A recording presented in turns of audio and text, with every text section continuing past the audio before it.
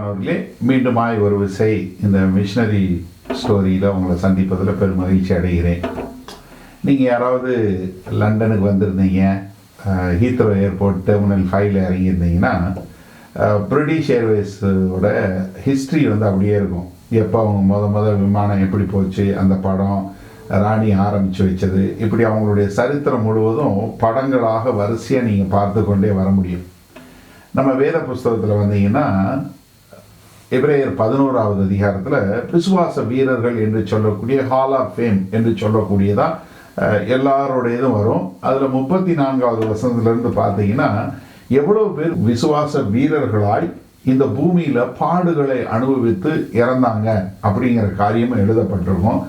12வது அதிகாரத்தில் தொடக்கத்தில் என்ன சொல்லும், இப்படிப்பட்ட திரளான சாட்சிகள் நமக்கு இருக்க, இந்த சாட்சிகளை தெரியாமல் வளர்கிற ஒரு சந்ததி இப்போ இருக்கிறதுனால தான் இதை மறுபடியுமாய் ஒரு விசை நாம் இந்த வாழ்க்கை வரலாறு எப்படி அவங்க வாழ்ந்தாங்க, அவர்கள் செய்த தியாகம் என்ன, அவர்கள் செய்த காரியங்கள் எப்படி இன்றைக்கு கிறிஸ்தவத்தை இந்த நிலைமைக்கு கொண்டு வந்திருக்குங்கிறதுக்கு நாம் அறிந்து கொண்டால்தான் நாம் நன்றியுள்ளவர்களாய் தேவனுக்கென்று பிரயோஜனம் உள்ள பாத்திரங்களாய் உபயோகப்படுத்த முடியும். அதனால தான் இந்த ஸ்டோரிஸை கேட்கிறோம்.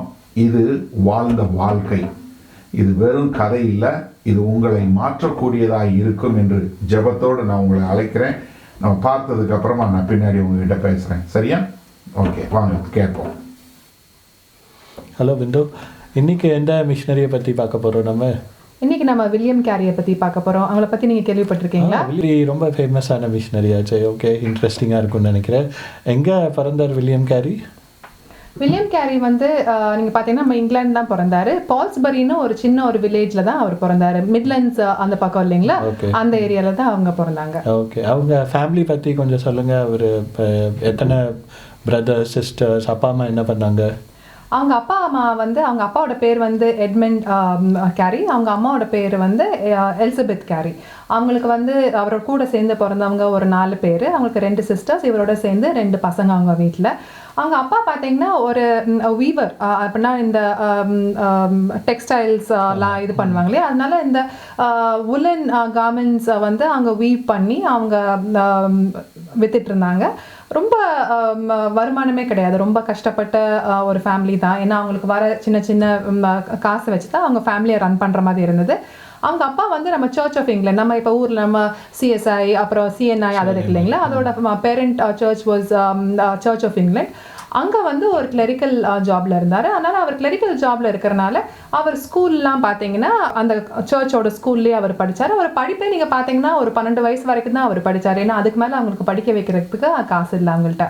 ஓகே, அப்போ அவரோட சைல்ட்ஹுட்டில் என்ன ஸ்பெஷல் வில்லியம் கேரி கிட்ட, அவரோட ஸ்பெஷல் குவாலிட்டிஸ் ஏதாவது இருந்தால் சொல்லுங்களேன். ஸோ நீங்கள் இப்போ நான் சொன்னது போலங்க, அவருக்கு 12 வயசு வரைக்கும் தான் அவர் படித்தார். ஆனால் ஒரு சின்ன பையனா அவர் எல்லாத்துலேயுமே ரொம்ப ஒரு க்யூரியஸாக இருப்பார். எல்லா விஷயங்கள் கற்றுக்கிறதுலையும் ரொம்ப க்யூரியஸாக இருப்பார். எஸ்பெஷலி நீங்கள் நிறைய மொழிகள் கற்றுக்கிறதுலேருந்து பார்த்தீங்கன்னா, டீச்சர்ஸே இல்லாமல் அவர் லாட்டினும் க்ரீக்கும் 2 மாதத்தில் கற்று முடிச்சுக்கிட்டாரு. அதே பார்த்தீங்கன்னா அவர் எங்கெங்கே போகிறாரோ, எங்கெங்கே நடக்கிறாரோ, நிறையா இந்த செடிங்களை எடுத்து வீட்டுக்கு அங்கே வளர்ப்பார். அதே முதல்ல இந்த சின்ன சின்ன இன்செக்ட்ஸ் அதெல்லாம் கலெக்ட் பண்ணி அவர் அங்கே வச்சிருப்பாரு. அதனால் அவருக்கு எப்பயுமே ரொம்ப க்யூரியஸாக இருக்கும். இது போதாதுக்கு அவர் ஸ்கூலில் படிச்சுட்டு இருக்கும் போது அவரோட அங்கிள் அவர் அங்கிள் பீட்டர்னு சொல்கிறாரு. அவர் என்ன பார்த்தீங்கன்னா பிரிட்டனோட ஆர்மி அப்போ அமெரிக்காவில் ஃப்ரெஞ்சுக்கும் பிரிட்டிஷுக்கும் நடுவில் வார் நடந்துட்டு இருக்கும்போது கனடா யார் கேப்சர் பண்ணுவாங்க, கியூபெக் சிட்டியில் இவரை டிப்ளாய் பண்ணியிருந்தனால அங்கே நிறைய இந்த ஆர்மி ஸ்டோரிஸ், சீல அவங்களோட பிரயாணம் எப்படி இருக்கும், அங்கே இருக்க மக்கள் எப்படி இருப்பாருன்றப்ப இவருக்கு ரொம்ப ஆர்வமாக இருக்கும். அதனால அவர் மூலமாக நிறைய கதைகள், அங்கே இருக்க ஜியாகிரஃபி, அங்கே இருக்க ஹிஸ்ட்ரி எல்லாமே அவர் ரொம்ப ஆர்வத்தோட கற்றுக்குவார். ஓகே, வில்லியம் கேரி மிட்லண்ட்ஸில் பிறந்தார். ஒரு சராசரி குடும்பத்தில் பிறந்தார். 2 தங்கச்சிங்க, ஒரு தம்பி இருக்காங்க அப்படின்னு சொன்னீங்க. அதேமாதிரி ரொம்ப க்யூரியஸாக இருந்தாருன்னு சொன்னீங்க. அவர் எப்படி கர்த்தரை ஏற்றுக்கொண்டார் சொந்த ரட்சகராக? ஸோ நான் சொன்னது போல் அவங்க வந்து ரொம்ப வசதி இல்லாத குடும்பத்தினால அவரால் 12 வயசு வரைக்கும் தான் படிக்க முடிஞ்சுச்சு. அதுக்கப்புறம் பார்த்தீங்கன்னா அவங்க அப்பா வந்து பக்கத்தில் இருக்க ஒரு லோக்கல் ஒரு ஃபார்மில் போய் அவரை சேர்த்து விட்டாரு. அங்கே பார்த்தீங்கன்னா அவருக்கு வந்து நிறையா ஸ்கின்ல ரேஷஸ்லாம் வரும். அதனால அவங்க வந்து அந்த வேலையை விட்டு அவர் நின்றுட்டாரு. அது பத்தாதுக்கு அவங்க அப்பாவுக்கே வந்து இவர் வந்து அவர் பண்ணிட்டு இருக்க அந்த நெசவாளி அந்த தொழிலில் வந்து இருக்கணும்னு இஷ்டம் இல்லை. ஏன்னா இது எவ்வளோ நாளைக்கு இந்த பிஸ்னஸ் போகும், இதில் வந்து எந்த வருமானமும் இல்லை, ரொம்ப கஷ்டமாக இருக்குன்னு சொல்லிட்டு சரி அப்போ வந்து இங்கிலாண்டில் வந்து ஒரு பெரிய பிஸ்னஸ் வந்து ஷூ மேக்கிங் பிஸ்னஸ். ஸோ ஆனால் அதுக்கு வந்து நம்ம ஒரு அப்ரெண்டிஸாக ஒருத்தர்கிட்ட போய் வேலை பார்த்தா தான் அந்த பிஸ்னஸ்க்குள்ளே நம்ம இறங்க முடியும். அதனால இவர் என்ன சொல்கிறாரு, என்னோட ஃப்ரெண்டு ஒருத்தர் வந்து நம்ம பால்ஸ்பரியிலேருந்து ஒரு 8 மைல் தூரத்தில் வந்து பிடிங்டன் ஒரு இடத்துல வந்து இந்த மாதிரி அப்ரெண்டிஸாக ஏற்றுக்கிறாரு. அதனால நீ அவர்கிட்ட போய் நீ வேலை பாருனோன்னு சரி இவரும் அங்கே கிளம்பி போகிறாரு. அங்கே தான் ஒரு பெரிய ஒரு அவரோட வாழ்க்கையிலேயே ஒரு திருப்பு முனைன்னு நம்ம சொல்லலாம் பாருங்க. ஏன்னா அங்கே வந்து பார்த்தீங்கன்னா அவர் கூட சேர்ந்து வேலை பார்க்குறாரு. அவர் பேர் ஜான். இவர் வந்து ஒரு சர்ச் ஆஃப் இங்கிலாந்துலேருந்து ரொம்ப ஆர்த்தடாக்ஸாக வளர்ந்த ஒருத்தர் வில்லியம் கேரி. அவருக்கு வந்து பார்த்தீங்கன்னா சர்ச் போவார், எல்லா காரியங்களும் பண்ணுவாரே தவிர கர்த்தரோட ஒரு பர்சனல் ரிலேஷன்ஷிப் கிடையாது. ஆனால் நீங்கள் பார்த்தீங்கன்னா அந்த காலத்தில் டிசென்டர்ஸ்ன்னு சொல்லுவாங்க. சர்ச் ஆஃப் இங்கிலாந்துலேருந்து வெளியே வந்து அவங்க வந்து சர்ச் ஆஃப் இங்கிலாண்டில் நடக்கிற நிறைய விஷயங்கள் பிடிக்காதனாலேயோ இல்லை அவங்களோட டாக்டர்ன்ஸில் வந்து நிறைய விஷயங்கள் மாறுபட்டனால இவர் வந்து இந்த டிசென்ட்ன்ற சர்ச்சில் வந்து ஒரு தனி குரூப் ஒன்று இருக்கும். ஸோ இவங்க 2 பேருக்கும் நிறையா டிபேட்ஸ் வரும், நிறைய விஷயங்களை குறித்து அவங்க வாதாடுவாங்க. ஒவ்வொரு தடையும் வில்லியம் கேரி வந்து அதை ரொம்ப ஈஸியாக வந்து அந்த ஜெயிச்சிருவார் அந்த டிபேட்டை. ஏன்னா அவருக்கு நிறைய விஷயங்கள்ல நாலேஜ் உண்டுனால. ஆனால் அவர் மனசுக்குள்ளேயே வந்து அவருக்கு தோணும் அவர் வந்து தப்பாக தான் டிபேட் பண்ணுறாரு, ஜான் சொல்கிற நிறைய விஷயங்கள உண்மை இருக்குது அப்படின்னு சொல்லி அவர் மனசுலேயே அவர் கொஞ்சம் ஓவர் பீரியட் ஆஃப் டைம் அவர் கொஞ்சம் கொஞ்சமாக புரிய ஆரம்பிக்குது அவருக்கு. ஸோ அந்த கியூரியாசிட்டி வந்து அவரை திருப்பி கர்த்தருக்குள்ளார கொஞ்சம் கொஞ்சமாக கொண்டு வந்துச்சு அப்படின்னு சொல்கிறீங்க. அப்புறம் எப்போ என்ன இன்சிடென்ட்டார், எதில் வந்து கர்த்தரை ஏற்றுக்கிட்டார் அவர் ரட்சகரா? ஸோ அவர் கூட பேசவே ஒரு அளவுக்கு அவர் கன்வின்ஸ் ஆயிடுறாருங்க. அப்போ வந்து பார்த்தீங்கன்னா ஒரு நாள் இவர் ஜான் சொல்கிறாரு, எங்களோட மீட்டிங் அப்போல்லாம் வந்து பெருசாக சர்ச்சில் கிடையாது, எங்களோட மீட்டிங் வந்து நீங்கள் ஜாயின் பண்ணி ஒரு தடவை பாருங்கன்னொன்னே இவரும் அவரோட சேர்ந்து கிளம்பி போகிறப்ப அப்போதான் அங்கே இருக்கவங்கெல்லாம் பயங்கரமாக வர்ஷிப் பண்ணுறாங்க. அதே மாதிரி வந்து பைபிளில் இருக்க நிறைய விஷயங்களுக்கு வந்து நல்ல அர்த்தங்கள் அவங்க கொடுக்குறாங்க. அவங்களோட டாக்டர்ஸில் வந்து ரொம்ப அவருக்கு ஈடுபாடு வருது. அப்போ தான் அவர் ஃபஸ்ட்டு வந்து ஃபார் எக்ஸாம்பிள் நீங்கள் பேப்டிசமே எடுத்துட்டீங்கன்னு வச்சுக்கோங்களேன். அப்போ சர்ச் ஆஃப் இங்கிலாண்டில் வந்து குழந்தை ஞானஸ்தானம் கொடுக்குற ஒரு பழக்கம் உண்டு. ஆனால் இங்கே வந்து என்ன அவங்க ரொம்ப இன்சிஸ்ட் பண்ணாங்கன்னா ஒரு பர்சன் வந்து நல்ல அவங்களோட சொந்த சாய்ஸாக இருக்கணும், கர்த்தரை அக்செப்ட் பண்ணிக்கலாம். அந்த விஷயங்கள்லாம் அவர் ரொம்ப தொடப்பட்டார். அதனால அங்கே தான் அவர் ஃபஸ்ட்டு கர்த்தரை வந்து உண்மையாலுமே அவர் சொந்த ரட்சகராக அவரை ஏற்றுக்கொண்டு இன்ஃபேக்ட் அங்கே இருக்க ஒரு போதகர் மூலமாக அவர் பேப்டிசமும் பெறுறார். அப்போ அந்த காலத்தில் பேப்டிசம் எடுக்கிறது ஒரு பெரிய கஷ்டமான விஷயம் இல்லை. நீங்கள் சர்ச் ஆஃப் இங்கிலாந்துலேருந்து வந்தால் இதனால் அவருக்கு ஏதாவது எதிர்ப்பு வந்துச்சா? அவர் குடும்பத்தில் எந்த எதிர்ப்பு வந்துச்சா அவருக்கு? கண்டிப்பாங்க. இன்ஃபேக்ட் அவங்க அப்பாக்கெல்லாம் வந்து ஏன்னா அவங்க அப்பா நான் சொன்னேன் இல்லைங்களா ஒரு கிளரிக்கல் ஜாப் இருந்தார் சர்ச் ஆஃப் இங்கிலாந்து ஒரு சர்ச்சில். அதனால் அவங்க அப்பாவுக்கு வந்து இந்த விஷயம் மட்டும் வெளியே தெரிஞ்சிச்சுன்னா என்னைய வந்து வேலையை விட்டே துரத்திடுவாங்க. அதனால வந்து அவங்க அப்பாவுக்கும் இவருக்கும் அப்போ இருந்தே ரொம்ப ஒரு டிப்ஸ் மாதிரி சின்ன சின்ன பிரச்சனைகள் வரும். ஏன்னா அவர் பண்ணதை வந்து அவருக்கு சுத்தமாக ஈடுபட கிடையாது. ஆனாலும் வில்லியம் கேரி வந்து அவர் பிலீவ் பண்ணாரோ அதில் அவர் ரொம்ப ரொம்ப ஸ்ட்ராங்காக இருந்தார். அதனால அவர் வந்து இன்ஃபேக்ட் நீங்கள் பார்த்தீங்கன்னா ஒரு 26 இயர்ஸ்லேயே வந்து அவர் அங்கே இருக்கிற ஒரு பேப்டிஸ்ட் சர்ச்சில் வந்து ஒரு ப்ரீஸ்டாக கூட ஆர்டைன் ஆகிற அளவுக்கு அவரோட ஜீல் இருந்தது. அப்போ ஒரு 26 வருஷத்தில் பாஸ்டர் ஆகிட்டார் ஒரு பேப்டிஸ்ட் சர்ச்சுக்கு. பேப்டிசமும் எடுத்துட்டாரு. அப்போ ஆர்த்தடாக்ஸாக சர்ச் ஆஃப் இங்கிலாந்துலேருந்து வளர்ந்தவர் அந்த டிசெண்டன்ஸ் அவங்களோட வழியில் போக ஆரம்பிச்சிட்டாரு. ஸோ அப்போ அவரோட வாழ்க்கை பாஸ்டராகவே முடிஞ்சிச்சா இல்லை அவர் எப்படி மிஷினரியாக வெளியில் போய் கர்த்தரை பற்றி சொல்லணும்னு எப்படி அந்த மாற்றம் வந்துச்சு அவர் வாழ்க்கையில்? ஸோ இப்படி அங்கே அவர் இருந்துட்டு இருக்கப்பே நீங்கள் பார்த்தீங்கன்னா அவருக்கு வந்து அவருக்கு மனசுக்குள்ளேயே வந்து நம்ம எப்படியாவது வந்து இந்த காஸ்பல் நம்ம ரீட் பண்ணுறோம் இல்லைங்களா, அது வந்து நம்ம மக்கள் எல்லாத்துக்கிட்டையும் போய் சேரணும்னு அவருக்குள்ளே ஒரு பெரிய தாக்கம் இருந்தது. அங்கே இருக்க ஒரு சின்ன சின்ன ஸ்கூல்ஸ்லேயும் அவர் வேலை பார்க்குறாரு. அப்போ அந்த பிள்ளைங்களுக்கு வந்து ஹிஸ்ட்ரி ஜியாகிரஃபி அதெல்லாம் சொல்லி கொடுக்கும் போது இத்தனை ஆயிரம் இடங்கள் இருக்குது, இத்தனை ஆயிரம் இடங்கள்ல எவ்வளவோ கோடிக்கணக்கான மக்கள் இருக்காங்க, எத்தனையோ மக்கள் கர்த்தரை அறியாமல் வந்து இறந்து போயிட்டு இருக்காங்கன்ற தாக்கம் அவருக்குள்ள ரொம்ப இருக்குது.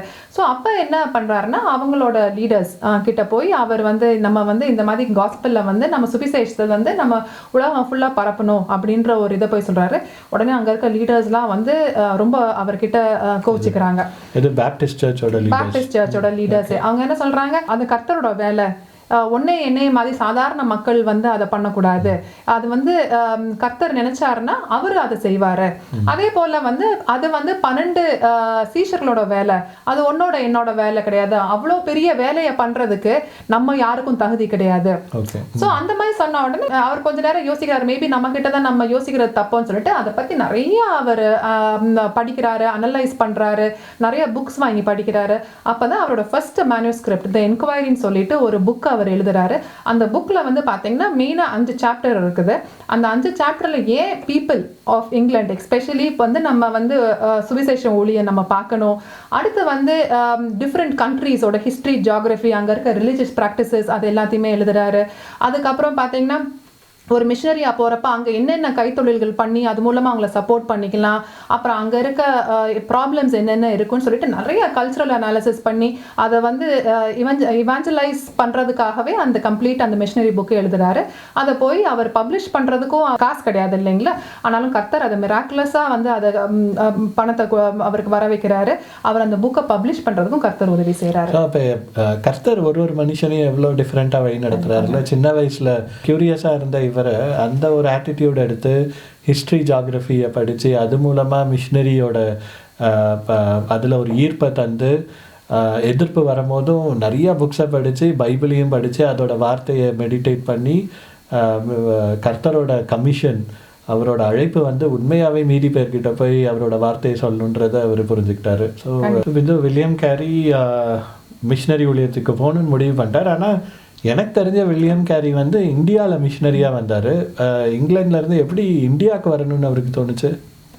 ஸோ நான் சொல்லிட்டு இருந்தது போலங்க, அவங்க புக் பப்ளிஷ் ஆன உடனே அவரோட சேர்ந்து ஒரு 4-5 ஃப்ரெண்ட்ஸ், அவருக்கு அந்த டிசென்டர்ஸ்னு சொல்லிட்டு ஒரு 4-5 ஃப்ரெண்ட்ஸ், ரொம்ப க்ளோஸான ஃப்ரெண்ட்ஸ் ஒன்று சேர்ந்து அவங்க வந்து ஒரு மிஷனரி சொசைட்டி ஃபார்ம் பண்ணுறாங்க. தி பேப்டிஸ்ட் மிஷனரி சொசைட்டி அப்படின்னு சொல்லிட்டு அது ஒன்று ஃபார்ம் பண்ணுறாங்க. அது ஃபார்ம் பண்ணப்போ அவங்க நிறைய பேரை வந்து இன்வைட் பண்ணுறாங்க, அவங்க வந்து பேசுகிறதுக்கு எல்லாமே. அப்போ பார்த்தீங்கன்னா அதில் வந்து டாக்டர் ஜான் தாமஸ்ன்னு ஒருத்தர் மீட் பண்ணுறாரு வில்லியம் கேரி. அவர் யாருன்னு பார்த்தீங்கன்னா, அவர் வந்து பெங்கால்ல இருந்து மிஷனரி ஒர்க் பண்ணிட்டு திருப்பி அங்கே வந்து இங்கிலாந்துக்கு வந்து கொஞ்சம் ஏன்னா அவர்கிட்ட இருந்த காசெல்லாம் முடிச்சனால இங்கிலாண்டில் வந்து இன்னும் கொஞ்சம் காசு சேகரிக்காக வராரு. அவர் யாருன்னு பார்த்தீங்கன்னா, அவர் ஷிப்பில் வந்து டாக்டராக இருந்தவர். ஷிப்பில் டாக்டராக இருந்து அங்கே இறங்கின உடனே அங்கே இருக்க பீப்புளெலாம் பார்த்து அவர் வந்து நம்ம இவங்க மக்கள்கிட்ட போய் நம்ம கர்த்தரை பற்றி சொல்லணும்னு சொல்லிட்டு அவருக்கு நல்லா பெங்காலியும் தெரியுது. அதனால இந்த விஷயத்தை கேட்ட உடனே வில்லியம் கேரிக்கு பயங்கர சந்தோஷம். ஓ, நம்ம வந்து இந்த மாதிரி நம்ம வெளி இடத்துல போய் கர்த்தரை பற்றி சொல்லணும்னு நினைக்கிறோம், இது வந்து நம்மளுக்கு ஒரு நல்ல சேனலாக இருக்குது அப்படின்னு சொல்லிட்டு அவருக்கு நிறைய கேள்வி கேட்குறாரு. அதே மாதிரி அவர் சொல்கிறாரு, பண உதவி மட்டும் இல்லை, யாராவது என் கூட ஜாயின் பண்ணால் இன்னமும் நாங்கள் நல்ல அந்த மிஷனரி ஊழியத்தை நம்ம பண்ணலாம் அப்படின்னு சொல்லி அவர் யோசிக்கிறப்ப நான் முன் வரேன் அப்படின்னு சொல்கிறப்ப அவர் முன் வராரு. அதே மாதிரி அவர் சுற்றி இருக்க ஃப்ரெண்ட்ஸ் எல்லாமே சொல்கிறாங்க, நீ இப்போ போனாலுமே இங்கேருந்து உனக்கு என்னென்ன உதவிகள் வேணுமோ, பண உதவியோ இல்லைனா வந்து இங்கேருந்து எல்லா உதவிகளும் நான் உங்களுக்கு ஹெல்ப் பண்ணுறோம். அண்ட் அவங்க எல்லாம் மாற்றி மாற்றி ப்ராமிஸ் பண்ணிக்கிறாங்க, நம்ம செத்தாலும் இந்த மிஷன் சொசைட்டியை நம்ம ஒருபோதும் வந்து நம்ம இது பண்ணிடக்கூடாது அப்படின்னு. நல்லா இருக்கு கேட்கவே. ஸோ அப்போ நம்ம ஹட்சன் டெய்லர் பார்க்கும்போது பார்த்தோம், அவரோட சைனா போனார், அவரோட ஷிப் வாயேஜ்லாம் ரொம்ப கஷ்டமான ஒரு வாயேஜாக இருந்துச்சு. வில்லியம் கேரி ஹட்சன் டெய்லருக்கு முன்னாடி ட்ராவல் பண்ணியிருக்காரு இந்தியாவுக்கு. அப்போ அவரோட இந்தியா பயணம் ரொம்ப கஷ்டமாக இருந்திருக்குமே, அதை பற்றி கொஞ்சம் சொல்லுங்களேன். ஆமாங்க, ஒரு பயனியர். அவங்க எல்லா மிஷனரிஸும் போகிறதுக்கு முன்னாடி இவர் ஒரு பயனியர் ஃபார் மிஷன்ஸ்ன்னு சொல்லுவாங்க. ஸோ இங்கேருந்து நீங்கள் கிளம்புறத பார்த்தீங்கன்னா 2 மெயின் ப்ராப்ளம்ஸுங்க. அப்போ வந்து ஃப்ரான்ஸுக்கும் இங்கிலாந்துக்கும் வார் நடந்துட்டு இருக்க டைம். நெப்போலியன் போனபார்ட் பற்றி கேள்விப்பட்டிருப்பீங்க. ஸோ ஃப்ரெஞ்சு வந்து தே வர் வேஜிங் வார் அகேன்ஸ்ட் இங்கிலாந்து. அதனால என்ன பண்ணுவாங்கன்னா, இங்கேருந்து இங்கிலீஷ் ஷிப்ஸ் வந்து வெளியே போச்சுனாங்க, இங்கிலீஷ் சேனல்லே அவங்கள பிளாக் பண்ணிடுவாங்க. ஏன்னா சுற்றியும் நீங்கள் பார்த்தீங்கன்னா ஃப்ரெஞ்சோட வார் ஷிப்ஸ் நிற்கும். ஸோ அவங்களோட மெயின் எய்ம் என்ன, ட்ரேட் எல்லாத்தையும் ஸ்டாப் பண்ணால் இங்கிலீஷ் வந்து ரொம்ப வீக் ஆயிடுவாங்க அப்படின்னு. செகண்ட் ப்ராப்ளம் என்னன்னு பார்த்தீங்கன்னா, ஈஸ்ட் இந்தியா கம்பெனி வந்து நம்ம இந்தியாவில் ஏற்கனவே அந்த டைம் ட்ரேட் எல்லாம் பண்ண ஆரம்பிச்சு அங்கே ஒரு நல்ல ஒரு ஆர்கனைசேஷன் மாதிரி செட்டப் பண்ணிட்டாங்க. அதே போல் இங்கே இருக்க இங்கிலாண்டில் இருக்க கவர்மெண்ட் ஆல்சோ அது வந்து ரொம்ப அவங்கள சப்போர்ட் பண்ணிட்டு இருந்தாங்க. அவங்க வந்து இங்கே பார்லிமெண்ட்டில் என்ன ரூல் பாஸ் பண்ணியிருந்தா, இங்கே இருக்க பிஸ்னஸ் மேனை வச்சு லாபி பண்ணி அவங்க என்ன ரூல் பாஸ் பண்ணியிருந்தாங்கன்னா, மிஷனரிஸும் வேற எந்த கைண்ட் ஆஃப் டீச்சர்ஸ் அந்த மாதிரி யாருமே இந்தியாவுக்கு வரக்கூடாது. அவங்களுக்கு பெர்மிட்டே கொடுக்க மாட்டாங்க. நீங்கள் பிஸ்னஸ் பண்ணணும் இல்லைன்னா வேற ஏதாவது ட்ரேடிங் பண்ணணும் அந்த மாதிரி காரியங்களுக்கு மட்டும்தான் வந்து அவங்களுக்கு அங்கே பெர்மிட் கொடுப்பாங்களே தவிர வேற எந்த விஷயத்துக்கும் அவங்க பெர்மிட் கொடுக்க மாட்டாங்க. இந்த 2 ப்ராப்ளம் அவங்களுக்கு பெரிய ப்ராப்ளமாக இருந்தது. அப்போ எப்படி இந்த 2 ப்ராப்ளத்தையும் மேற்கொண்டு அவர் இந்தியாவுக்கு போனார்? அப்புறம் எங்கே இந்தியாவில் ஃபர்ஸ்ட் எங்கே வந்தார்? ஸோ இந்த ஃபர்ஸ்ட் வந்து என்ன பண்ணுறாங்கன்னா, இவங்க எல்லாருமே after 26 years when he was 26 years old இவங்க எல்லாருமே இவங்க ஒய்ஃப் அவங்க பிள்ளைங்க எல்லாத்தையும் போய் நம்ம இப்படி போகிறோம் அப்படின்னு சொன்னோன்னே அவங்க ஒய்ஃப் நான் வரவே முடியாது அப்படின்னு சொல்கிறாங்க. ஏன்னா இவருக்கு இன்ஃபேக்ட் நான் அவங்க கல்யாணத்தை பற்றி சொல்ல இல்லைங்க இல்லையா, அவர் ஒரு 19 years இருக்கப்பே அவருக்கு கல்யாணம் பண்ணிக்கிறாங்க. அவரோட அந்த ஷூ பிஸ்னஸ் பண்ணிட்டு இருக்கப்ப அவரோட முதலாளியோட தங்கச்சியை கல்யாணம் பண்ணிக்கிறாங்க. ஸோ அவங்களுக்கு என்னென்னு பார்த்தீங்கன்னா, ரொம்ப ரொம்ப ஏழையாக அந்த டைம் இருந்த போது அவங்களுக்கு ஒரு குழந்தை பிறக்குது. அந்த குழந்தை இறந்து போயிடறனால அவங்க ஒய்ஃபுக்கு வந்து அவங்க ஒய்ஃப் பேர் டாரத்தி, அவங்களுக்கு அந்த டைம்ல இருந்தே பயங்கரமே அவங்களுக்கு மென்டல் இல்னஸ் மாதிரி வந்துருதுங்க. அதனால பார்த்தீங்கன்னா நீங்க இப்போ மட்டும் கிடையாது, த்ரூ அவுட் அவர் லைஃபே பார்த்தீங்கன்னா அவங்க ஒய்ஃப் வந்து கண்டினியூஸாக இந்த டிப்ரெஷனுக்குள்ளே போயிட்டு வராங்க. அதனால அவங்க ஒய்ஃப்ட்ட போய் இந்த விஷயத்த சொல்றப்ப அவங்க ரொம்ப பயப்படுறாங்க. போகிற வழியில் நாங்கள் செத்து போயிடுவோம் அப்படி இப்படின்னு சொன்னோடனே அவங்க ஃபேமிலியில் யாருமே அக்செப்ட் பண்ணிக்கல, அவங்க அப்பா அம்மாவும் அதை அக்செப்ட் பண்ணிக்கல. அதனால அது ஒரு பக்கம். அப்போ வந்து இவர் சொல்கிறாரு, சரி நான் தனியாகவே போகிறேன் அப்படின்னு சொல்லிட்டு இவரும் டாக்டர் தாமஸும் ஷிப் ஏறி போகிறாங்க. ஆனால் நான் சொன்னது போல் உடனே அங்கே ஃப்ரெஞ்ச் நேவி அவங்கள பிளாக் பண்ணிடுறாங்க, அவங்க திருப்பி வந்துடுறாங்க. அடுத்து என்ன ஆகுதுன்னா, கொஞ்சம் ஒரு 3 months அங்கே வெயிட் பண்ணதுக்கப்புறம் டென்மார்க்ல இருந்து திருப்பியும் ஒரு ஷிப் வந்து வரப்ப இவருக்கு ஒரே சந்தோஷம். இது வந்து பிரிட்டிஷ் ஷிப் கிடையாது, இது டென்மார்க்கோட ஷிப். நம்ம எப்படியாவது இது வழியா நம்ம போயிடலாம்னு சொல்லிட்டு இந்த டைம் அவர் போய் கேட்குறப்ப அவங்க ஒய்ஃப் வந்து அரமனசா ஒத்துக்கிறாங்க. ஸோ அவங்களும் அவங்க ஒய்ஃபோட தங்கச்சி எல்லாரும் சேர்ந்து அவங்க பிள்ளைங்களோட சேர்ந்து இந்தியாவுக்கு போகிறாங்க. ஒரு 5 மாத பயணத்துக்கு அப்புறம் திருப்பியும் நிறைய ஸ்டார்ம்ஸ் அது எல்லாத்துக்கும் மத்தியில் அவங்க போய் ஒரு 5 மாதத்துக்கு அப்புறம் ஹூக்லி ரிவர் இன் வெஸ்ட் பெங்கால் கல்கட்டாவில் போய் அங்கே லேண்ட் பண்ணுறாங்க. திருப்பி நீங்கள் சொன்னது போல் அவங்களுக்கு பெர்மிட் கிடையாது. அதனால அவங்க எப்படியாவது ஷிப்பை விட்டு முன்னாடியே இறங்கி அவங்க வந்து ஒரு அந்த இடத்துல போய் பார்க்குறாங்க, எப்படியாவது நம்ம வந்து இங்கிலீஷ் பீப்புள்லேருந்து ஈஸ்ட் இந்தியா பீப்புள்லேருந்து நம்ம தப்பிச்சுக்கணும். ஏன்னா நம்மளை பார்த்தா அவங்க கண்டிப்பாக அவங்க ஜெயிலில் போட்டுருவாங்க. ஓ, அது தப்பிச்சாங்களா இல்லை என்ன நடந்துச்சு அவங்களுக்கு? ஸோ அவங்க வந்து இன்ஃபேக்ட் ஓரளவுக்கு அவங்க தப்பிச்சு தான் போகிறாங்க. பட் அந்த டைமில் பார்த்தீங்கன்னா இங்கிலீஷ் பீப்புளே ரொம்ப ரொம்ப கம்மி. அதனால் இப்போ அவர் என்ன பண்ணுறாருன்னா, அங்கே வந்து டாக்டர் தாமஸ் வந்து அவரோட ஃப்ரெண்டு ஃபர்ஸ்ட் டைம் வந்தப்போ ஒரு ஃப்ரெண்டு இருக்கார், அவர் பேர் வந்து ராம்போஷன். ஸோ அவரை பார்த்துட்டு இவர் என்ன பண்ணுறாருன்னா, அவரை வந்து சொல்கிறாரு, நீங்கள் எங்களோட மாமாவோட ஒரு சின்ன இடம் இருக்குது, அங்கே வேணால் நான் உங்களை போய் விடுறேன், அதை நீங்கள் க்ளீன்லாம் பண்ணிவிட்டு அங்கே போய் உங்களுக்கு தேவையான கொஞ்சம் காய்கறிகள்லாம் நீங்கள் வளர்த்துக்கோங்க, மிச்சப்படி நீங்கள் இங்கிலீஷ்காரங்க கையில் பட்டிங்கன்னா இது உங்களுக்கு பெரிய ப்ராப்ளமாக போயிடுன்னு சொல்லிட்டு. ஆனால் மெயின் ப்ராப்ளம் உங்களுக்கு தெரியும் இல்லைங்களா, கல்கட்டாலேருந்து கொஞ்சம் மேலே போனாலே உங்களுக்கு சுண்டர்பன்ஸோட அந்த ரிசர்வ்ஸ் வந்துடும். அதனால அங்கே பயங்கர டைகர்ஸ், அங்கே ஒரு ஜங்கிள் மாதிரி தான் இருக்காரு. ஆனாலும் இவர் கொஞ்சம் கொஞ்சமாக அதை க்ளீன் பண்ணி அந்த இடத்துல வந்து அவர் செட்டில் ஆக பார்க்குறாரு. ஸோ வித் கல்கட்டாவில் இறங்கிட்டாரு அப்படின்னு பார்த்தோம். நம்ம பார்த்த எல்லா மிஷினரிஸையுமே கர்த்தர் வந்து சின்ன வயசில் அவங்களுக்கு அவங்களோட மிஷினரி வாழ்க்கைக்காக அவங்கள ஏற்பாடு பண்ணுறத பார்த்துக்கிட்டே வந்தோம். ஏமி கார்மைக்கல் அம்மாவும் பார்த்தோம், ஜார்ஜ் முல்லர் எல்லாரோட வாழ்க்கையில எப்படி பார்த்தோம். ஸோ இப்போ வில்லியம் கேரி வந்து என்கொயரி புக் எழுதினார், மிஷினரி வாழ்க்கைன்னா எப்படி இருக்கணும்னு எழுதினாருன்னு பார்த்தோம். அதையே அவர் கடைப்பிடிச்சாரா, எப்படி கடைப்பிடிச்சாருன்னு சொல்ல முடியுமா உங்களால்? கண்டிப்பாங்க. ஸோ நான் சொன்னது போல் அவங்க வந்து அந்த செட்டில்மெண்ட்டில் போய் இருக்காங்க இல்லைங்களா. இந்த மீன் டைம் ஒரு நல்ல விஷயம் என்ன நடக்குதுன்னு பார்த்தீங்கன்னா, அங்கே வந்து ஒரு அந்த டைமில் வந்து பார்த்தீங்கன்னா நீங்கள் வந்து அந்த இண்டிகோ டைஸ் இருக்குது இல்லைங்களா, இந்தியாவில் வந்து அதை விளைய வச்சு அதிலிருந்து டை எடுத்து பார்த்தீங்கன்னா வேர்ல்டு ஃபுல்லாக வந்து பிரிட்டிஷ் வந்து அதை எக்ஸ்போர்ட் பண்ணுவாங்க இல்லைங்களா. ஸோ அதில் வந்து அந்த இடத்துக்கு பக்கத்தில் ஒரு ஃபேக்ட்ரி இருந்தது. அங்கே வந்து ஒரு ஜார்ஜ்னு சொல்லிட்டு அவர் தான் அதை ஃபுல்லாக அட்மினிஸ்ட்ரேஷன் பண்ணிட்டு இருக்கப்ப அங்கே ஒரு வேலை வந்து இவருக்கு ஏற்பாடு பண்ணி அவர் தராரு. ஏன்னா அவரும் வந்து ஒரு கிறிஸ்டியன், அவர் வந்து இவரை பற்றி கேள்விப்பட்டேன்னு உங்களுக்கு ஒரு வேலை ஏற்பாடு பண்ணி தரேன்னு சொல்லிட்டு அந்த எப்படி அந்த டை தயாரிக்கிறது அது எல்லாமே அவருக்கு சொல்லியும் கொடுக்குறாரு. அப்போ அவர் சொல்லி கொடுக்குறப்ப வந்து அவருக்கு வந்து மிச்ச டைம் ஃப்ரீ டைம் ஃபுல்லாக அவர் பைபிள் டிரான்ஸ்லேஷன், ஏன்னா இந்த மீன் டைம் அவர் பெங்காலியில் வந்து நல்லா பேச கற்றுக்கிறார் இவர். பைபிள் டிரான்ஸ்லேஷனும் சரி, ஏன்னா அவங்க ஷிப்பில் வந்தபோது நீங்கள் பார்த்தீங்கன்னா ஒரு ஜெனிசிஸ் அந்த புக்கை ஃபுல்லாக அவரும் டாக்டர் தாமஸும் சேர்த்து டிரான்ஸ்லேட் பண்ணி முடிச்சிடுறாங்க. ஸோ மிச்ச புக்ஸ்லையுமே அவருக்கு வந்து அந்த டிரான்ஸ்லேட் பண்ணுன்ற ஆரம்பிச்சிட்டாரு. பக்கத்தில் இருக்க பார்த்தீங்கன்னா ஒரு 200 கிராமங்களுக்கு மத்தியில் போய் அவர் சுவிசேஷ ஊழியம் பண்ண ஆரம்பிச்சிடுறாரு.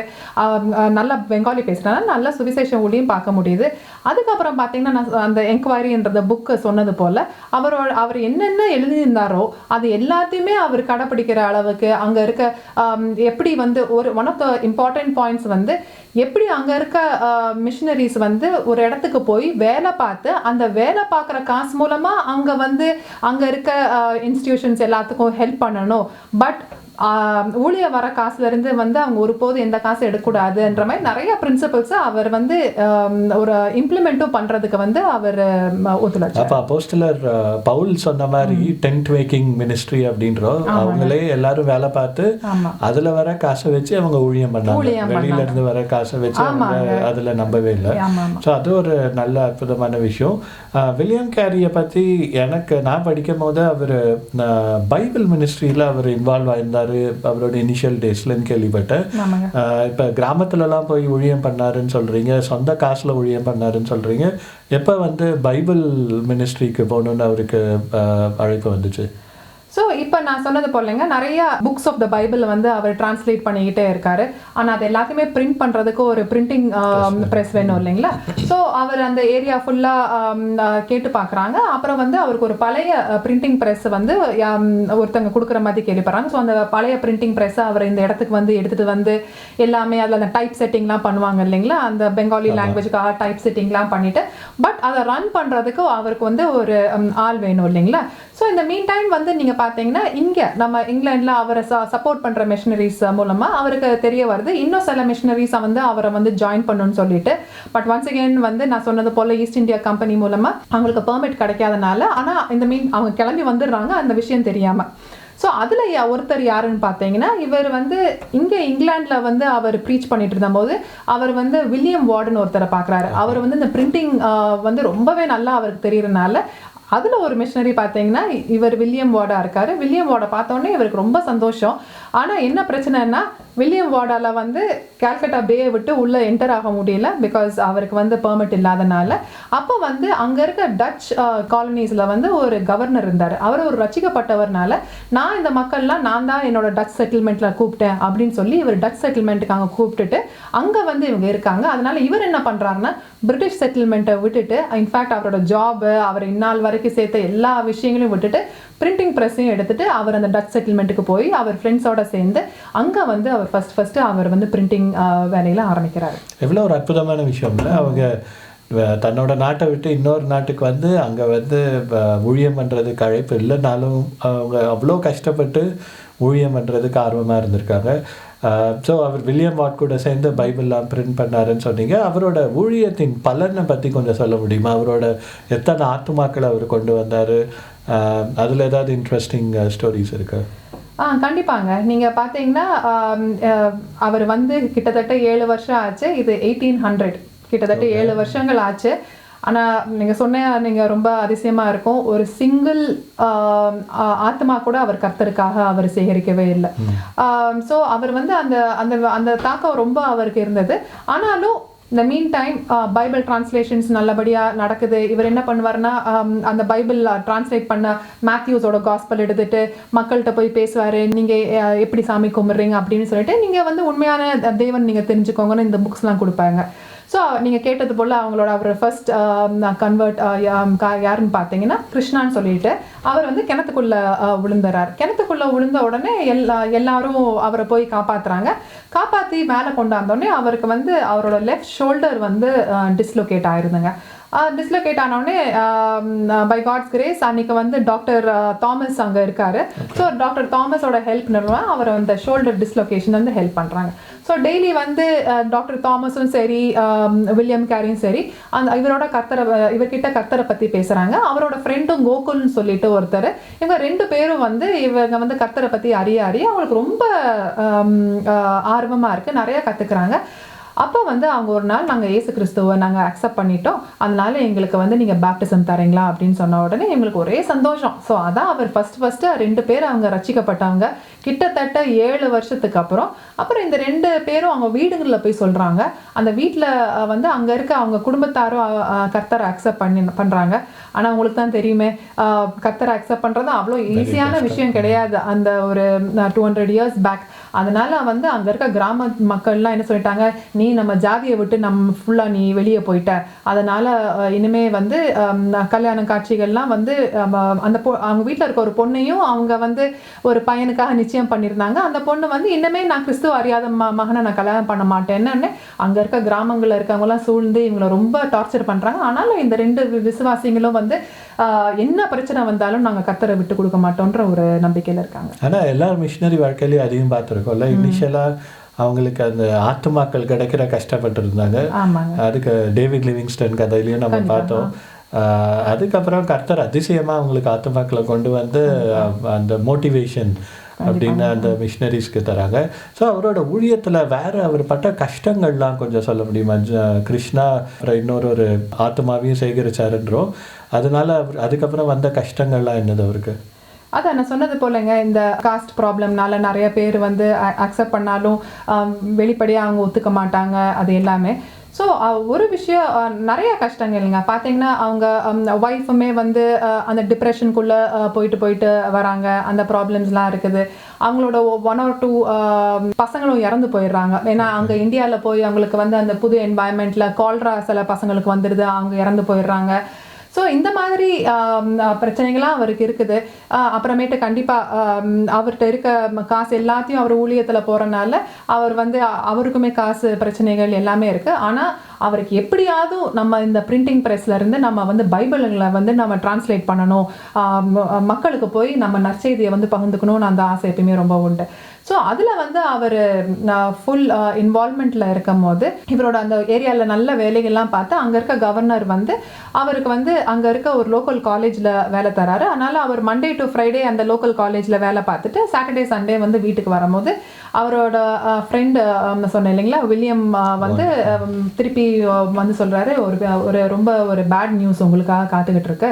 என்னன்னு பார்த்தீங்கன்னா, நம்மளோட பிரிண்டிங் ப்ரெஸ் ஃபுல்லாக ஒன்றும் இல்லாமல் அப்படியே ஒன்றுமே ரிமைன்ஸே இல்லாத அளவுக்கு கருகி போயிடுச்சு அப்படின்னு சொன்னோடனே அவர் உடனே கிளம்பி போகிறாரு.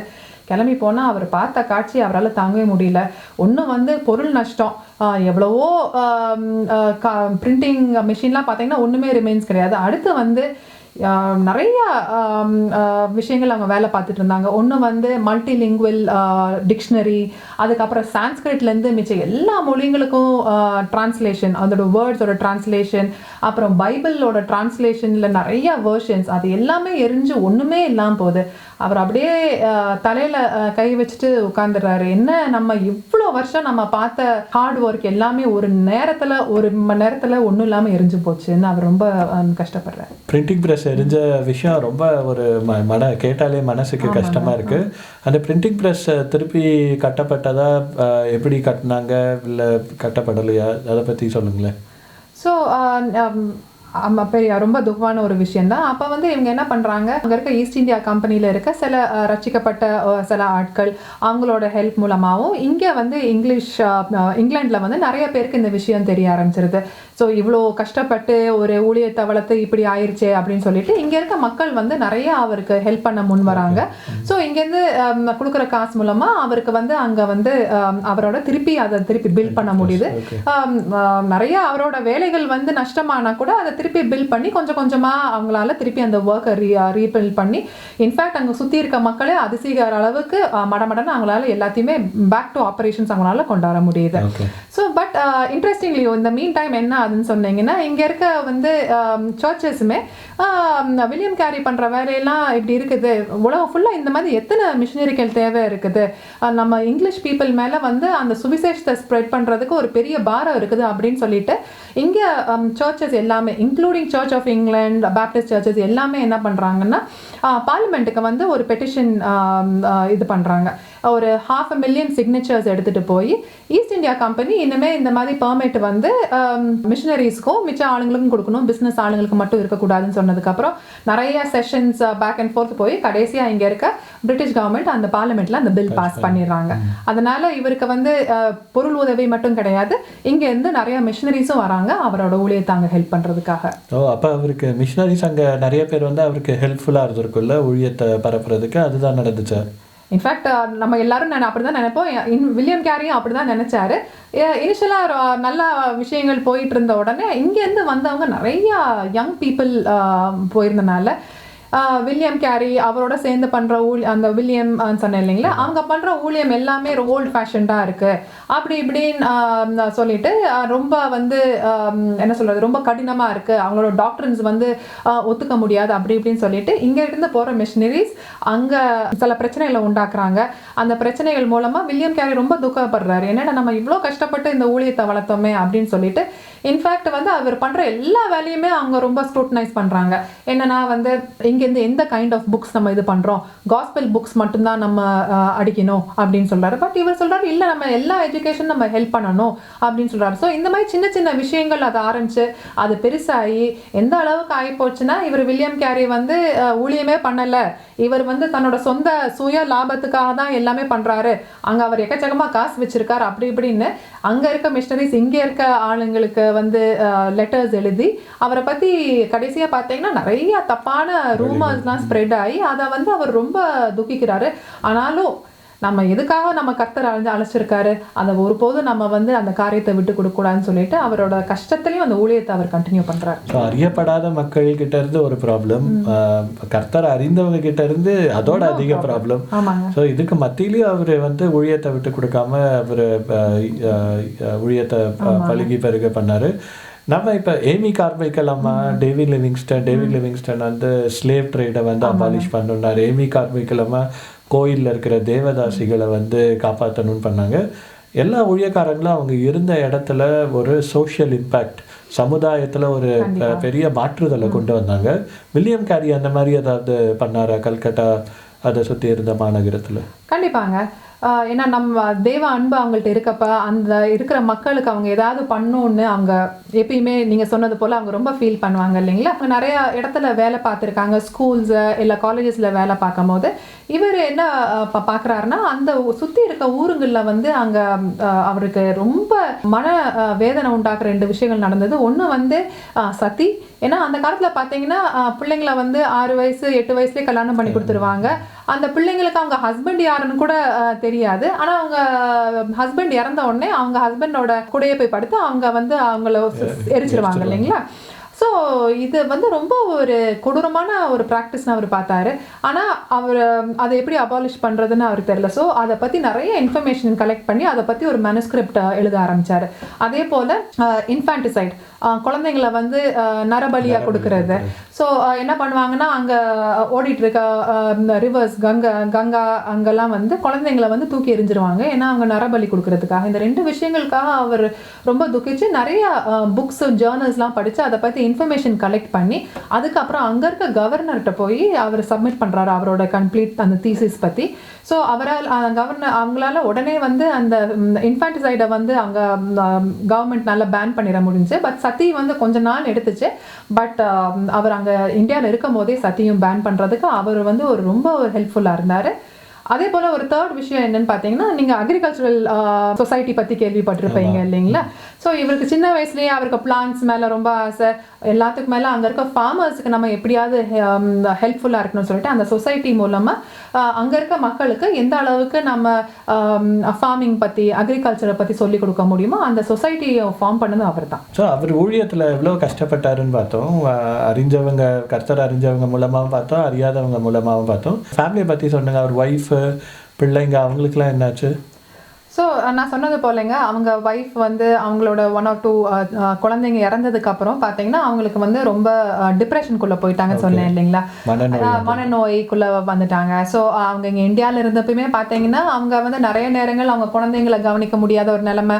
அப்போ கூட இருந்து அவங்க மிஷினரிஸ் தான் அவங்க ரொம்ப ஹெல்ப் பண்ணுவாங்க. அதே மாதிரி அந்த மாதிரி ஒரு கஷ்டத்தில் இருந்தாலும் வில்லியம் கேரி பார்த்தீங்கன்னா அவர் ஒய்ஃபை ரொம்ப நேசிப்பார். எல்லா பிரச்சனைக்கு நடுவுலையும் ரொம்பவே நேசிப்பார். அவங்க இறந்து போயிடுறாங்க. அவங்க இறந்து போகிற ஒரு அவங்களுக்கு ஒரு கால்ரா மாதிரி ஒரு டிசீஸ் ஏதோ வருது. அவங்க இறந்து போயிடுறாங்க வந்து ஒரு பர்டிகுலர் ஏஜில். அப்பயுமே வந்து அவங்க ஒய்ஃப்காக ரொம்ப துக்கிக்கிறாரு. கர்த்தர் எனக்காக வந்து இப்படி ஒரு அருமையான மனைவியை கொடுத்தாருந்தா அவர் சாட்சி சொல்கிறாரு தவிர ஒருபோதும் அவங்க ஒய்ஃப் கிட்ட அவங்க சலிச்சுக்கவே இல்லை. ஆனால் அவரோட பிள்ளைங்க பார்த்தீங்கன்னா அவருக்கு ஒரு பெரிய ஆசீர்வாதம். சின்ன வயசுலேருந்து அவங்க அப்பா கூடயே அவங்க முக்கால்வாசி டைம் எல்லாத்தையுமே இருந்தனால அந்த பிள்ளைங்க பார்த்தீங்கன்னா அவங்க அப்பா மாதிரியே நிறைய பாஷைகள் கற்றுக்கிறதுல வந்து ரொம்ப ஆர்வம் கொடுத்தாங்க. அதில் வந்து அவங்களோட மூத்த பையன் ஃபெலிக்ஸ்ன்னு சொல்லிட்டு அவர் வந்து பர்மாவுக்கு போய் அங்கே ஒரு மிஷன் ஸ்டேஷன் ஆரம்பித்து பர்மீஸ் லாங்குவேஜை கற்றுட்டு அங்கே டிரான்ஸ்லேட் பண்ணுறாரு பைபிளை வந்து நியூ டெஸ்டமெண்ட்டை பர்மீஸ் லாங்குவேஜில். அதே மாதிரி அவரோட மிச்ச 2 பசங்க வந்து வெஸ்டர்ன் பார்ட் ஆஃப் இந்தியாவில் வந்து அங்கே வந்து நிறையா ஸ்டேட்ஸுக்கு போய் மிஷன் ஸ்டேஷன் எஸ்டாப்ளிஷ் பண்ணி அங்கே வந்து திருப்பியும் நிறைய லாங்குவேஜஸில் டிரான்ஸ்லேட் பண்ணுறாங்க. அதனால் அவங்க பிள்ளைங்க வந்து இந்தியாலையும் சரி பார்த்தீங்கன்னா திருப்பி இங்கே இங்கிலாந்து வந்ததும் பார்த்தா ஊழியத்தில் ரொம்ப பெரிய அளவுக்கு அவங்க கான்ட்ரிபியூட் பண்ணுறாங்க. அவங்க பிள்ளைங்கள்லாம் எங்கே ஊழியம் பண்ணாங்க இந்தியாவில்? அதே கல்கட்டா பக்கத்துலையா இல்லை வேறு இடத்துலையா? அதாங்க பர்மா, அதுக்கப்புறம் வெஸ்டர்ன் பார்ட் ஆஃப் இந்தியா நிறைய இடங்கள்ல பண்ணுறாங்க. அவரோட கடைசி காலத்தை பற்றி சொல்ல முடியுமா பிந்து? வில்லியம் கேரியோட கடைசி காலம் இன்ஃபேக்ட்டுங்க அவரோட வாழ்நாள் ஃபுல்லாக அவர் வந்து அப்படியே இந்தியாவிலே அவர் கழிச்சிட்டாரு. நிறைய அவருக்கும் உடம்பு சரியில்லாமல் நடுவில் போகுது. ஆனாலும் அவர் பார்த்தீங்கன்னா ஒரு 72 வயசு பக்கம் அவருக்கு வயசான காலத்தினால அவருக்கு ஸ்ட்ரோக் வருது. ஒரு பக்கம் பேரலைஸ் ஆகிடுறாரு. அதுக்கப்புறம் மல்டிபிள் டைம்ஸ் அவருக்கு திருப்பியும் ஸ்ட்ரோக் வந்து அவர் 72 இயர்ஸில் வந்து ஒரு அமைதியான ஒரு நிலைமையில் அவர் மரிச்சிடுறாரு. வில்லியம் கேரி 72 வயதாகும் போது 1834 வருஷம் கல்கட்டாவில் இருந்தார். அவரோட வாழ்க்கையை பார்த்தீங்கன்னா 41 வருஷம் அவர் இங்கிலாண்டே போகாமல் ஃபுல்லாக இந்தியாவுக்கு எப்போ வந்தாரோ இந்தியாவிலேயே இருந்து அங்கேயே ஊழியம் பண்ணி அங்கேயே மரித்து போனார் 72 வயசில். ஒரு அதிசயமான விஷயம், அவர் 12ஆம் கிளாஸ் வரைக்கும் தான் படித்தாருன்னு பார்த்தோம். ஆனால் வில்லியம் கேரி இந்தியாவில் ஃபர்ஸ்ட் டிகிரி கொடுக்குற யூனிவர்சிட்டியை அவர் தான் எஸ்டாப்ளிஷ் பண்ணார், அவர் தான் கண்டுபிடிச்சார். செரம்பூர் யூனிவர்சிட்டி அப்படின்ற ஒரு யூனிவர்சிட்டி கல்கட்டாவில். ஸோ எவ்வளோ அற்புதமாக அவர் என்கொயரி புக்கில் எப்படி எழுதினாரோ, டென்ட் மேக்கிங் மினிஸ்ட்ரி அவரே வந்து வேலை பண்ணி ஊழியத்தை பண்ணணுன்றதுல பிடிவாதமாக இருந்தார்.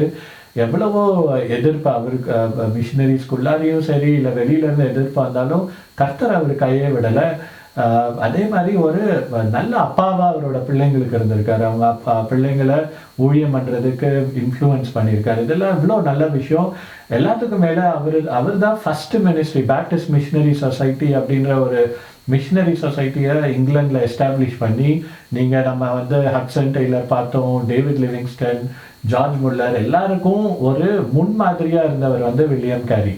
ஸோ ஒரு அற்புதமான ஒரு மிஷினரியை கர்த்தர் வந்து தேர்ந்தெடுத்து 17ஆம் நூற்றாண்டில் இந்தியாவுக்கு கொண்டு வந்தார். ஈஸ்டர்ன் இந்தியாவில் நிறைய பேர் ரட்சிக்கப்பட்டவங்க வந்து கண்டிப்பாக வில்லியம் கேரிக்கு வந்து தேங்க்ஃபுல்லாக இருக்கணும்.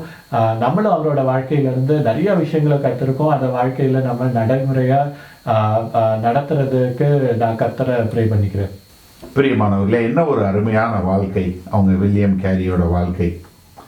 எனக்கு உடனே இந்த வாழ்க்கை முழுவதையும் கேட்டதுக்கு அப்புறம் எனக்கு என்ன ஒரு வசனம் ஞாபகத்துக்கு வருதுன்னா, மத்தேயு 5ஆவது அதிகாரம் 10 - 12 வரை உள்ள வசனங்களில் பார்க்கிறோம். நீதி நிமித்தம் துன்பப்படுகிறவர்கள் பாக்கியவான்கள், பரலோக ராஜ்யம் அவர்களுடையது, அவர்களுடைய வெகுமானம் பரலோகத்தில் இருக்கும் அப்படின்னு சொல்லக்கூடிய வார்த்தைகள் வந்து ரொம்ப அழகாக எனக்கு தோன்றுகிறது.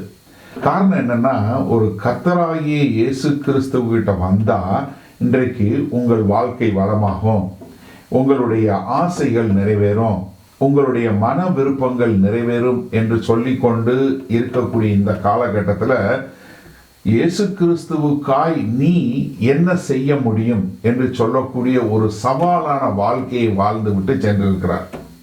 எனக்கு இதில் ஒரு பிடிச்ச ஒரு பெரிய காரியம் என்னன்னா, அவரோட வாழ்க்கையில் இவ்வளவு துன்பப்படுறார். நம்ம கேட்டோம் இல்லையா, அதாவது குடும்பத்தில் பிரச்சனை, கூட இருந்தவங்களால பிரச்சனை, சமுதாயத்தில் பிரச்சனை, உடன் ஊழியர்களால் பிரச்சனை. அது மாத்திரமல்ல, இங்கே இங்கிலாந்தில் அவரை குறித்து அவதூறாக சொல்லக்கூடிய ஒரு காரியம்.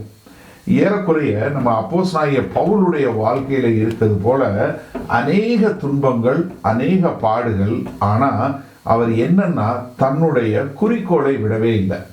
தன்னை எதற்காக கர்த்தர் பிடித்து கொண்டாரோ அந்த பிடியை பிடித்து அவருடைய ஓட்டத்தை சரியாக ஓடி முடித்த காரியத்தை நம்ம பார்க்க முடிகிறது.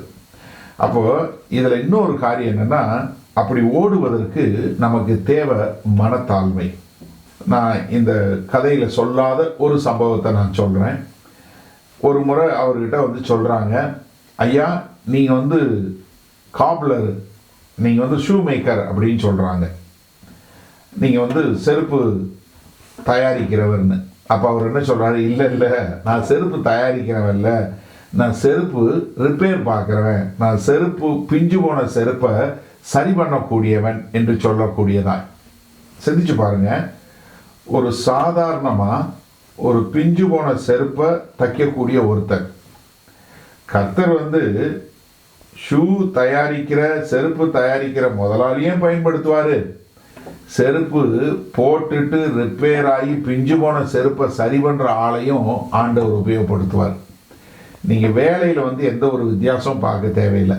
உங்களுக்கு என்ன வேலை பார்த்தாலும் சரி, நீங்கள் எந்த ஒரு வேலை பார்த்தாலும் எந்த தேசத்தில் இருந்தாலும் நீங்கள் என்ன தெரிஞ்சு கொள்ளணும், நீங்கள் மனத்தாழ்மையோடு என்ன பாடுகள் என்ன போராட்டங்கள் வந்தாலும் நான் தேவனுக்கென்று வைராக்கியமாய் வாழுவேன் என்று சொல்லி வாழும்போது நீங்கள் இருக்கிற இடத்துல தேசங்களையும் சந்ததிகளையும் கிறிஸ்துவுக்கென்று ஒரு மாறுதலை கொண்டு வரக்கூடிய காரியம் செய்ய முடியும். அருமையாக சொன்னாங்க சகோதரி பிந்து சொன்னாங்க, எப்படி சதியை ஒழிக்கக்கூடியவராக இருந்தார், நரபலியை ஒழிக்கக்கூடியவராக இருந்தார் என்று சொல்லக்கூடியதா. சிந்திச்சு பாருங்க, நம்ம தமிழ்நாட்டிலே இந்த நரபலியை ஒழிக்கிறதுக்கு இன்னொரு மிஷனரி தான் பண்ணார்.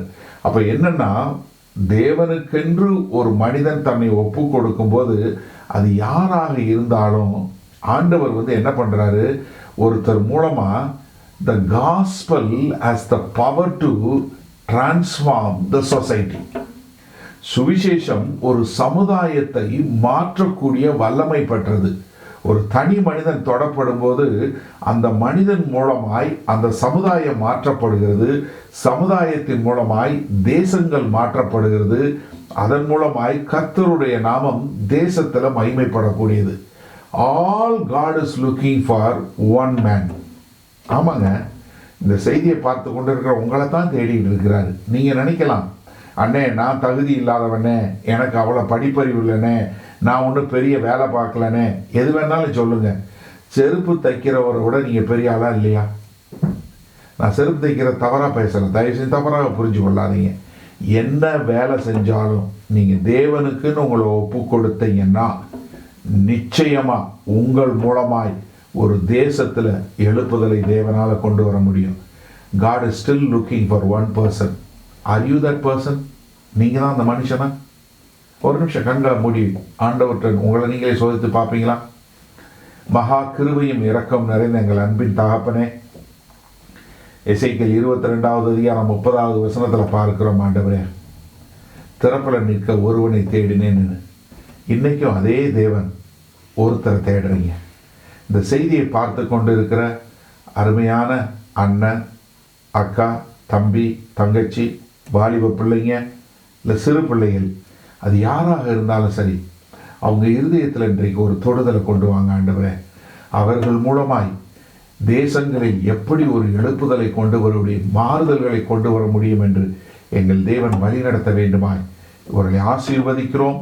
ஆமாண்டவரே, தேவனால் பிடிக்கப்பட்ட ஒருவரும் வெறுமனே திரும்பி போனதில்லை. அந்த சுவிசேஷம், அதே வல்லமையான சுவிசேஷம் இவர்கள் மூலமாய் புறப்பட்டு போகட்டும் என்று இயேசு கிறிஸ்துவின் இனிய நாமத்தினால் ஆசீர்வதி ஜெபிக்கிறோம் ஜீவனுள்ள வல்ல பிதாவே, ஆமேன். கர்த்தர் உங்களை ஆசீர்வதிப்பாராக.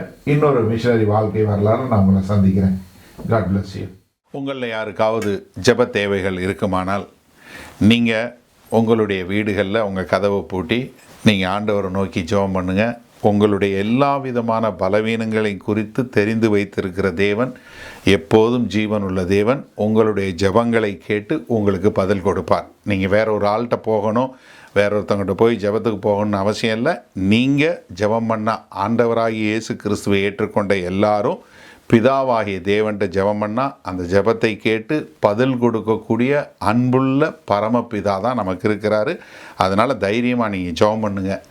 அதே சமயத்தில் இன்னொரு காரியமும் நாங்கள் சொல்கிறோம், எங்களுக்காய் ஜெபம் பண்ணுங்க. ஏன்னா வேத வசனத்தில் அதான் சொல்லியிருக்கு, நீங்கள் எந்த ஊழியக்காரரையும் ஜெபம் பண்ண போங்கன்னு சொல்லலை, ஆனால் ஊழியக்காரருக்காக ஜெபம் பண்ண சொல்லியிருக்கு. நாங்கள் தைரியமாக தேவனுடைய வார்த்தை இன்னும் அதிகமாய் பிரசங்கிக்க எங்களுக்காய் நீங்கள் ஜெபிக்கும்படி கேண்டிக் கொள்கிறேன். ஆமேன்.